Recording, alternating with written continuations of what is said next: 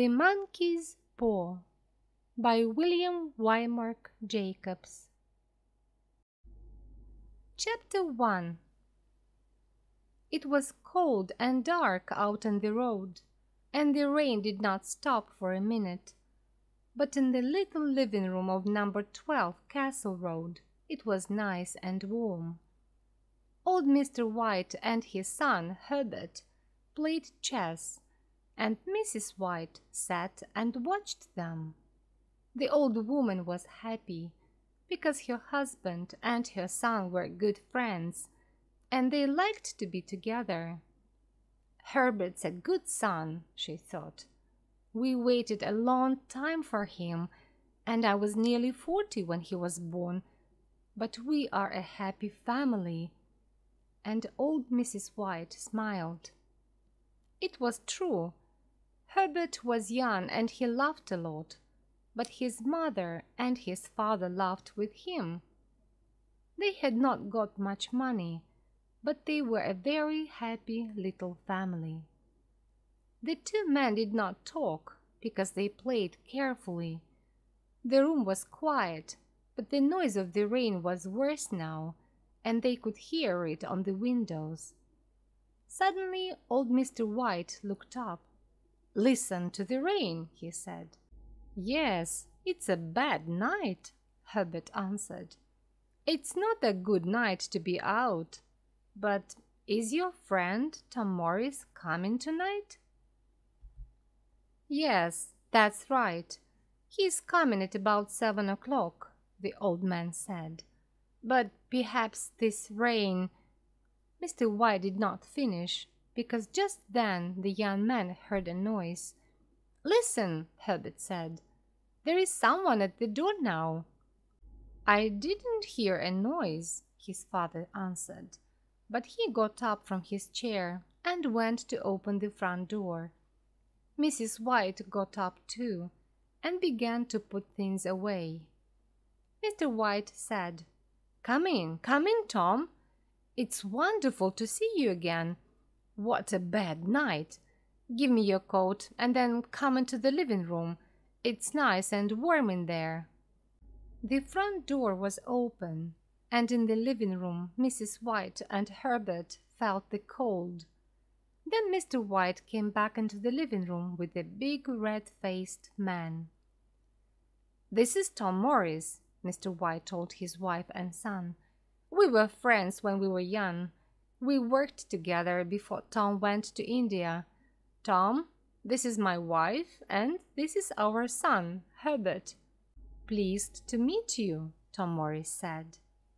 "Pleased to meet you, Mr. Morris," Mrs. White answered. "Please come and sit down." "Yes, come on, Tom," Mr. White said. "Over here, it's nice and warm." "Thank you," the big man answered, and he sat down. "Let's have some whiskey," old Mr. White said.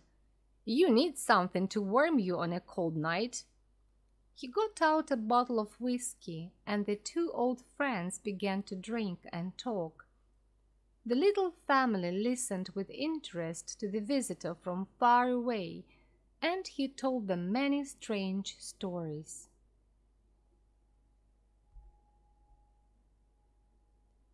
Chapter 2. After some time, Tom Morris stopped talking, and Mr. White said to his wife and son, "Tom was a soldier in India for 21 years. India is a wonderful country." "Yes," Herbert said, "I'd like to go there." "Oh, Herbert!" his mother cried.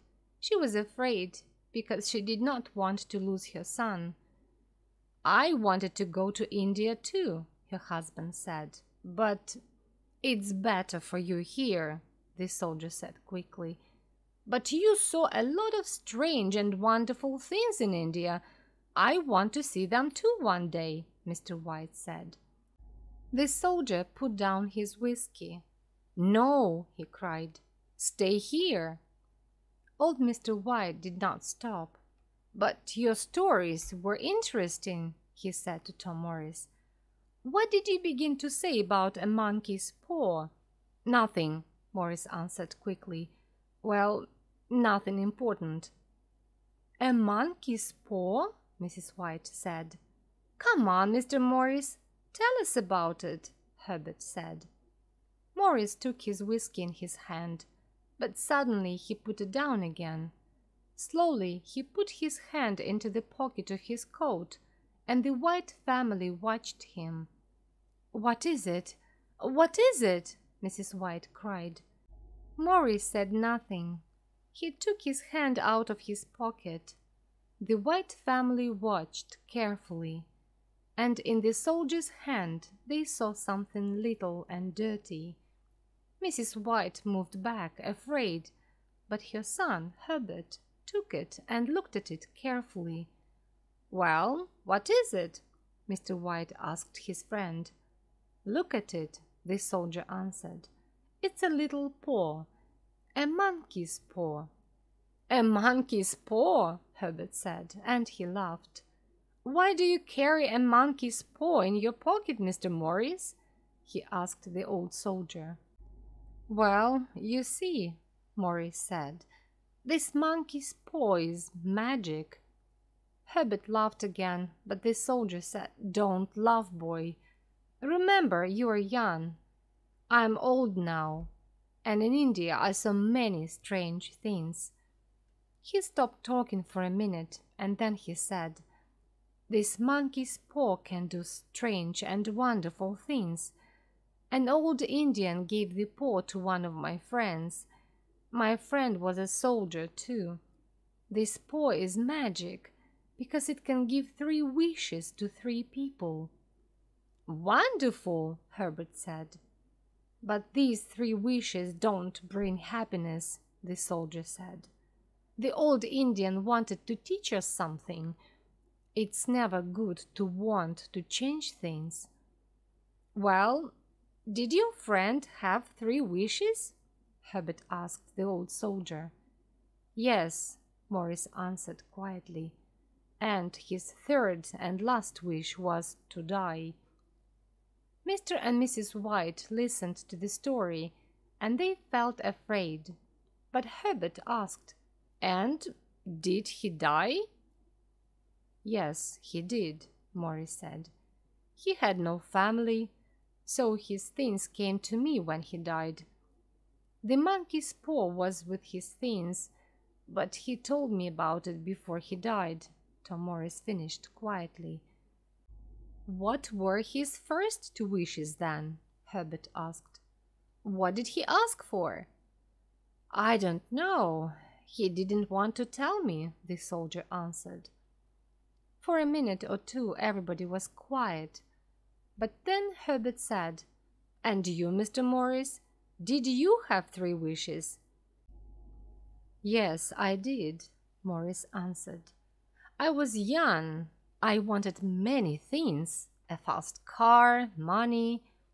Morris stopped for a minute, and then he said with difficulty, My wife and my young son died in an accident in the car.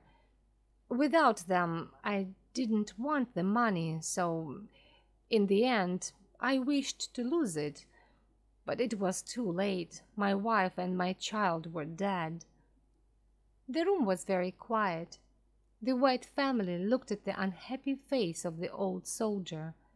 Then Mr. White said, Why do you want the paw now? You don't need it. You can give it to someone. How can I give it to someone? The soldier said. The monkey's paw brings unhappiness with it. Well, give it to me, Mr. White said. Perhaps this time it... No, Tom Morris cried. You are my friend. I can't give it to you. Then after a minute he said, I can't give it to you, but of course you can take it from me. But remember, this monkey's paw brings unhappiness. Old Mr. White did not listen, and he did not think. Quickly he put out his hand, and he took the paw. Tom Morris looked unhappy, but Mr. White did not want to wait. What do I do now? He asked his friend. Yes, "Come on, father," Herbert said. "Make a wish." And he laughed. The soldier said nothing, and Mr. White asked him again, "What do I do now?" At first the old soldier did not answer, but in the end he said quietly, "Okay, but remember, be careful. Think before you make your wish." "Yes, yes," Mr. White said. "Take the paw in your right hand and then make your wish, but—" Tom Morris began. "Yes, we know," Herbert said. "Be careful." Just then old Mrs. White stood up and she began to get the dinner. Her husband looked at her. Then he smiled and said to her, "Come on, help me. What can I wish for? We need money, of course." Mrs. White laughed, but she thought for a minute and then she said, "Well, I'm getting old now and sometimes it's difficult to do everything. Perhaps I need 4 hands and not 2. Yes, ask the paw to give me 2 more hands." "Okay then," her husband said, and he took the monkey's paw in his right hand. Everybody watched him, and for a minute he waited. Then he opened his mouth to make his wish. Suddenly Tom Morris stood up. "Don't do it!" he cried. The old soldier's face was white. Herbert and his mother laughed, but Mr. White looked at Tom's face. Old Mr. White was afraid, and he put the monkey's paw into his pocket. After a minute or 2, they sat down at the table and began to have dinner. The soldier told the family many strange and wonderful stories about India. They forgot the monkey's paw, and because the soldier's stories were interesting, they asked him many questions about India. When Tom Morris stood up to leave, it was very late. "Thank you for a very nice evening," Morris said to the family. "And thank you for a very good dinner," he said to Mrs. White. "It was a wonderful evening for us, Tom," old Mr. White answered. "Your stories were very interesting. Our life isn't very exciting, and we don't have the money to visit India, so please come again soon. You can tell us some more stories about India." Then the old soldier put on his coat. He said goodbye to the White family and went out into the rain. Chapter 3. It was nearly midnight. In their warm living room, the 2 old people and their son sat and talked about the soldiers' stories. "India is a wonderful country," Mr. White said. "What exciting stories!" It was a good evening. Mrs. White stood up to take some things into the kitchen, but she stopped and listened to Herbert and his father. "Yes," Herbert said, "Morris told some interesting stories, but of course some of them weren't true." "Oh, Herbert," Mrs. White said. "Well, Mother, that story about the monkey's paw wasn't true. A dirty little monkey's paw isn't magic. But it was a good story." And Herbert smiled. "Well, I think you are right, Herbert," his mother said. "I don't know," Mr. White said quietly. "Perhaps this story was true.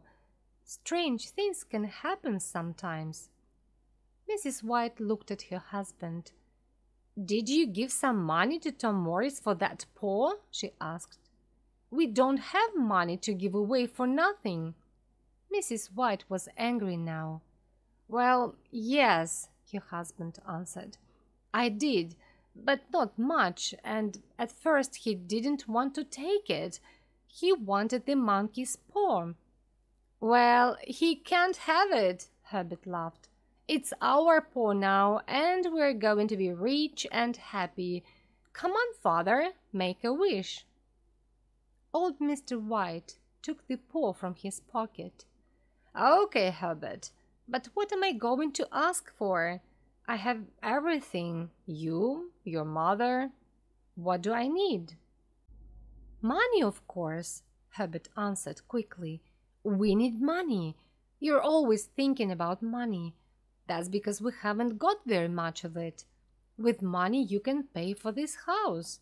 It can be your house. Go on, father. Wish for 30,000 pounds. Herbert stopped talking and his old father thought for a minute. The room was quiet and they could hear the rain on the windows. Then Mr. White took the monkey's paw in his right hand. He was afraid, but he looked at his wife and she smiled at him. Go on, she said. Slowly and carefully, Mr. White said, I wish for 30,000 pounds. Suddenly he gave a cry, and Mrs. White and Herbert ran to him. What's the matter, father? Herbert asked. It moved, Mr. White cried. The monkey's paw, it moved. They looked at the paw. It was now on the floor, and not in the old man's hand. The family watched it, and they waited. But it did not move again. So the little family sat down again, and they waited. Nothing happened. The noise of the rain on the windows was worse now, and their little living room did not feel nice and warm. Mrs. White said, It's cold. Let's go to bed. Mr. White did not answer, and in the end Herbert said, Well, there is no money, father. Your friend's story wasn't true. But Mr. White did not answer. He sat quietly and said nothing. After some time, Mrs. White said to her husband, Are you okay? Yes, yes, the old man answered. But for a minute or two I was afraid. Well, we need that money, Mrs. White said, but we aren't going to get it. I'm tired. I'm going to bed. After Mrs. White went to bed, the two men sat and smoked for some time. Then Herbert said, Well, father, I'm going to bed, too. Perhaps the money is in a bag under your bed. Good night, father. And Herbert laughed and went out of the room. Old Mr. White sat in the cold living room for a long time. The candle died, and it was dark. Suddenly, the old man saw a face at the window. Quickly he looked again, but there was nothing there. He felt afraid. Slowly, he stood up and left the cold, dark room. Chapter 4. The next morning, the winter sun came through the window, and the house felt nice and warm again. Mr. White felt better, and he smiled at his wife and son. The family sat down to have breakfast, and they began to talk about the day. The monkey's paw was on a little table near the window, but nobody looked at it, and nobody thought about it. I'm going to the shops this morning, Mrs. White said. I want to get something nice for dinner. Are you going to come with me? She asked her husband. No, I'm going to have a quiet morning.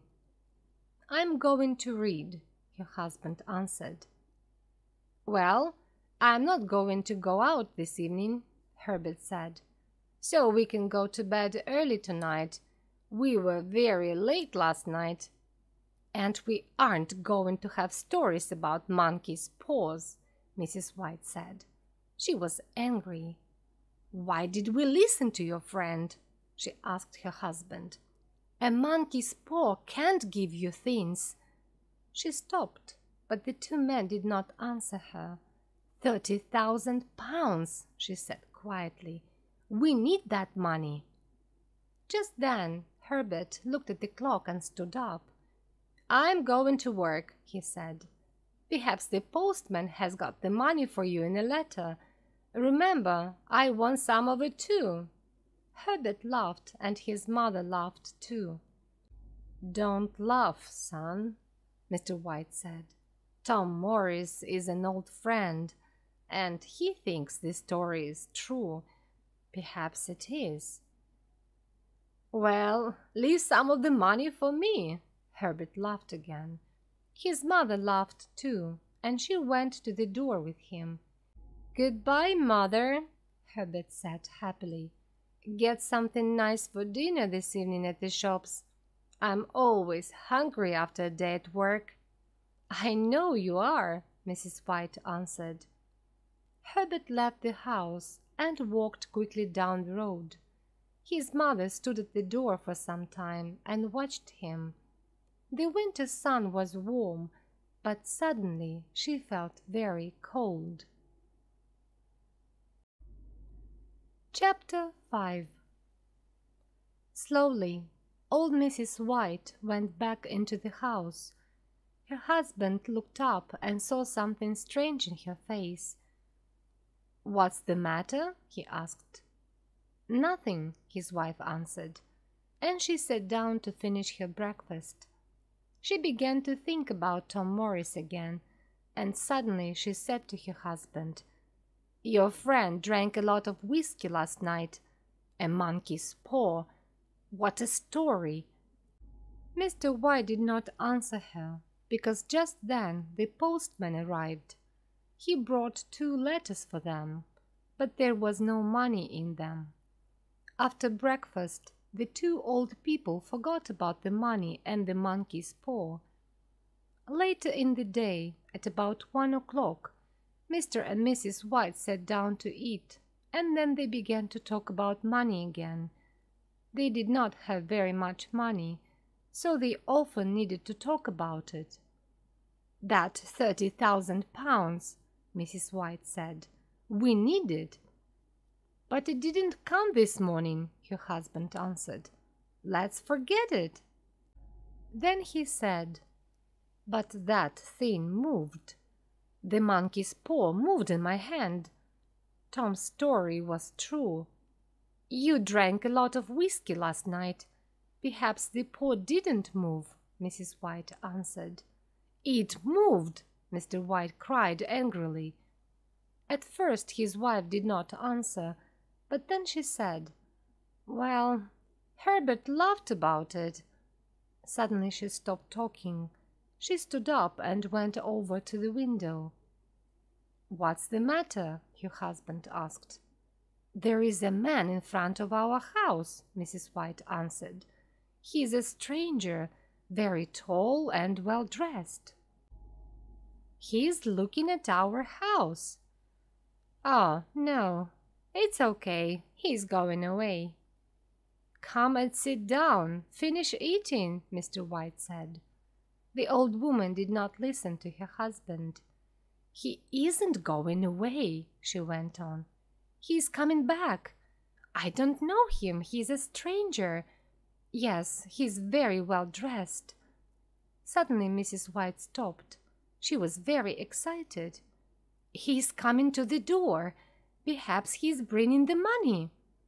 And she ran out of the room to open the front door. The tall, well-dressed stranger stood there. For a minute he said nothing, but then he began. "Good afternoon. I'm looking for Mr. and Mrs. White." "Well, I'm Mrs. White," the old woman answered. "What can I do for you?" At first the stranger did not answer, but then he said, "Mrs. White, I'm from Moore and Meggins. Can I come in and talk to you?" Moore and Meggins had a big factory, and Herbert White worked there on the machinery. "Yes, of course," Mrs. White answered. "Please come in." The well-dressed stranger came into the little living room, and Mr. White stood up. "Are you Mr. White?" the stranger began. Then he went on. "I'm from Moore and Meggins." Mrs. White looked at the stranger, and she thought, "Perhaps he has the money, but why Moore and Meggins? And his face is very unhappy. Why?" Suddenly the old woman was afraid. "Please sit down," Mr. White began, but now his wife could not wait. "What's the matter?" she cried. "Is Herbert—" She could not finish the question. The stranger did not look at their faces, and Mr. White began to be afraid too. "Please tell us," he said. "I'm very sorry," the man from Moore and Meggins began. He stopped for a minute, and then he began again. "I'm very sorry, but this morning there was an accident at the factory." "What's the matter? Is Herbert okay?" Mrs. White cried again. "Well," the man began slowly. "Is he in hospital?" the old woman asked, very afraid now. "Yes, but—" The stranger looked at Mrs. White's face and stopped. "Is he dead? Is Herbert dead?" Mr. White asked quietly. "Dead!" Mrs. White cried. "Oh no, please, not Dad, not Herbert, not our son!" Suddenly the old woman stopped because she saw the stranger's face. Then the two old people knew their son was dead. Old Mrs. White began to cry quietly, and Mr. White put his arm round her. Some time later the man from Moore and Meggins said, "It was the machinery, an accident. Herbert called help. The men heard him and ran to him quickly, but they could do nothing. The next minute he was in the machinery. I'm very, very sorry," he finished. For a minute or two the room was quiet. At last Mrs. White said, "Our son? Dad? We're never going to see him again? What are we going to do without him?" Your husband said, "He was our son. We loved him." Then Mrs. White asked the stranger, "Can we see him? Can we see our son? Please take me to him. I want to see my son." But the stranger answered quickly. "No," he said. "It's better not to see him. They couldn't stop the machinery quickly. He was in there for a long time, and at first they couldn't get him out. He was—" The man stopped. Then he said, "Don't go to see him." The stranger went over to the window because he did not want to see the faces of the two old people. He said nothing, but he stood there for some time, and he waited. Then he went back to the old people and began to talk again. "There is one more thing," he said. "Your son worked for Moore and Meggins for 6 years, and he was a good worker. Now, Moore and Meggins want to help you at this unhappy time." Again the stranger stopped. After a minute he began again. "Moore and Meggins want to give you some money." Then he put something into Mr. White's hand. Old Mr. White did not look at the money in his hand. Slowly he stood up and looked at the stranger, afraid. "How much?"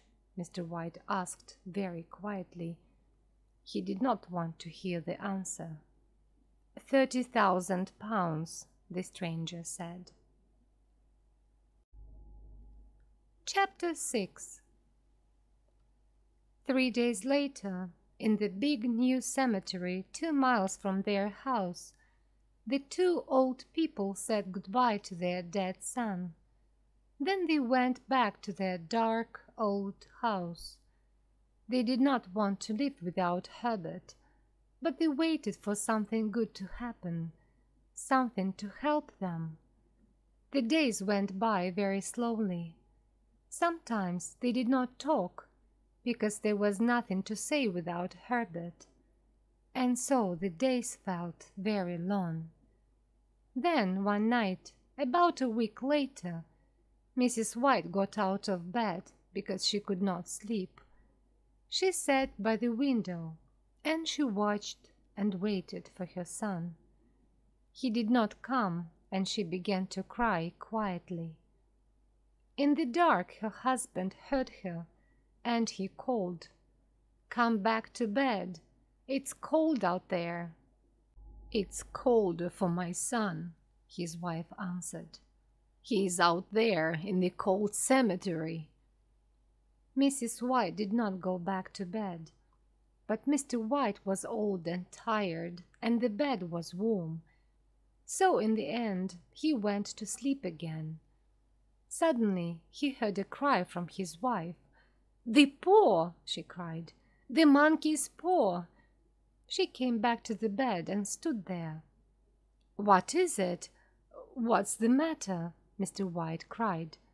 He sat up in bed. "What's the matter?" he thought. "Why is she excited? What's she talking about?" He looked at his wife. Her face was very white in the dark. "I want it," she said quietly, "and you've got it. Give it to me, please." "What?" Mr. White asked. "The monkey's paw," Mrs. White said. "Where is it?" "It's downstairs," Mr. White answered. "Why?" Mrs. White began to laugh and cry. "We can have 2 more wishes," she cried. "We had 1, but there are 2 more." "Oh, no, not again. Think, woman," Mr. White cried. But Mrs. White did not listen. "Quickly," she said. "Go and get the paw. We're going to wish for our boy to come back to us." "No," Mr. White cried. "You are mad." Get it quickly," Mrs. White cried again. Mr. White said again, "Think, woman, think.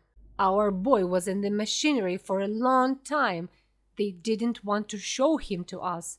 Think, do you want to see his body?" "Yes, he is my son. I'm not afraid of him," she answered. "You don't understand," Mr. White said sadly. But he went downstairs to look for the monkey's paw. In the living room it was dark, and Mr. White did not have a candle. Slowly he went across the room, and he put out his hand for the monkey's paw. He touched it, and quickly took his hand away again. "No," he thought, "I can't. I don't want to see Herbert, his face, after he was in the machinery. No." Then he thought about his wife, and he put out his hand and took the paw.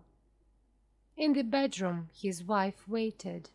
She saw the paw in Mr. White's hand and cried, "Quick, make the wish." "I can't," Mr. White answered. "Remember, he died in the machinery." "Make the wish. I am not afraid of my own son," Mrs. White cried again. Mr. White looked sadly at his wife, but he took the paw in his right hand and said slowly, "I wish for my son, Herbert, to come back to us." Then he sat down in the nearest chair. But Mrs. White went over to the window and looked out into the road. She stayed there for a long time, and she did not move. Nothing happened. The monkey's paw could not do it. "Thank God," Mr. White said, and he went back to bed. Soon Mrs. White went to bed too. Chapter 7. But they did not sleep. They waited and they listened. In the end, Mr. White got up to get a candle, because the dark made him more afraid. He began to go downstairs, but suddenly he heard a noise at the front door. He stopped and he listened. He could not move. Then the noise came again. This time he ran. He ran upstairs, back into the bedroom, and he closed the door behind him. But again the noise came. "What's that?" Mrs. White cried, and she sat up in bed. "Nothing. Go to sleep again," her husband answered.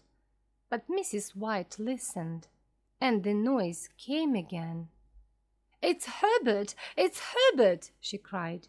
"I'm going to open the door for him." And she got out of bed and ran to the door of the bedroom. Mr. White got there first and stopped her. "No!" he cried. "Think!" "But it's my boy, it's Herbert," she answered. "No, don't go, don't!" her husband cried again. But Mrs. White did not listen to him. She opened the bedroom door and ran from the room. "I'm coming, Herbert, I'm coming," she called. Mr. White ran after her. "Stop!" he cried. "Remember, Herbert died in the machinery. You don't want to see him." For a minute Mrs. White stopped and looked at her husband.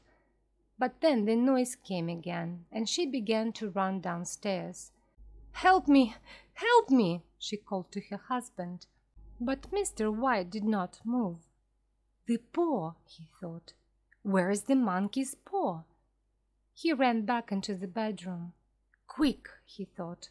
"Where is it?" At first he could not find it in the dark. Ah, there it was. He had it. Just at that minute he heard his wife downstairs. "Wait, wait, Herbert, I'm coming," she cried. She began to open the front door. At the same time Mr. White took the monkey's paw in his right hand, and he made his third wish. Mrs. White gave a long and happy cry, and her husband ran down to her. She stood by the open door. Very afraid, old Mr. White looked out into the dark. The road was dark and quiet, and there was nobody there.